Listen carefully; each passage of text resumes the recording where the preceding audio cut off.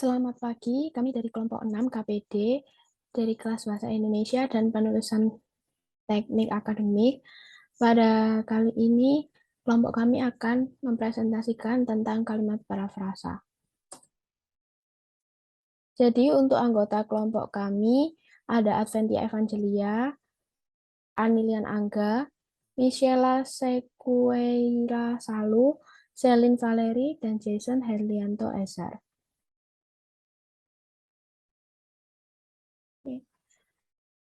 Jadi, saya Anilian, dan ini kalimat saya. Kalimatnya yaitu, penelitian ini menggunakan data tahunan dari 26 provinsi di Indonesia. Penelitian ini yaitu subjek, menggunakan itu predikat, data tahunan itu objek, 26 provinsi di Indonesia yaitu keterangan. Kemudian untuk kalimat parafrasa yang pertama yaitu menggunakan parafrasa aktif-pasif. Data tahunan dari 26 provinsi di Indonesia digunakan dalam penelitian ini. Data tahunan itu subjek, 26 provinsi di Indonesia itu keterangan, digunakan itu predikat, dan penelitian ini itu termasuk dalam objek. Kemudian, untuk kalimat parafrasa yang kedua, menggunakan parafrasa sinonim. Penelitian ini memakai data tiap tahun milik provinsi di Indonesia.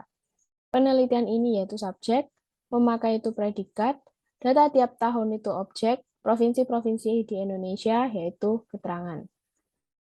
Untuk kalimat selanjutnya, dunia teknologi memang saat ini semakin tajam dalam perkembangannya. Untuk kalimat parafrasa yang pertama, saat ini perkembangan dunia teknologi semakin pesat. Ini merupakan kalimat parafrasa sinonim dan permutasi.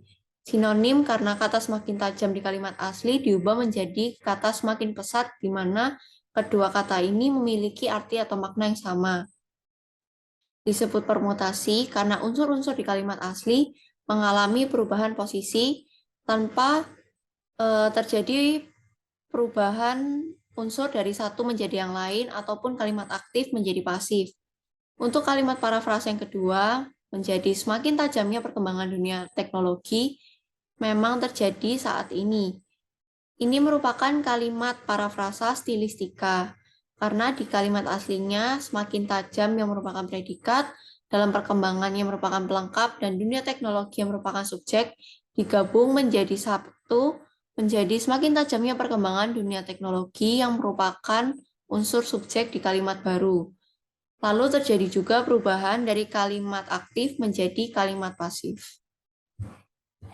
Penurunan tingkat pengangguran termasuk salah satu agenda yang diprioritaskan dalam kebijakan pemerintah untuk Provinsi Banten. Untuk kalimat parafrasanya, yang pertama yaitu kebijakan utama pemerintah yaitu untuk menurunkan tingkat pengangguran di Provinsi Banten.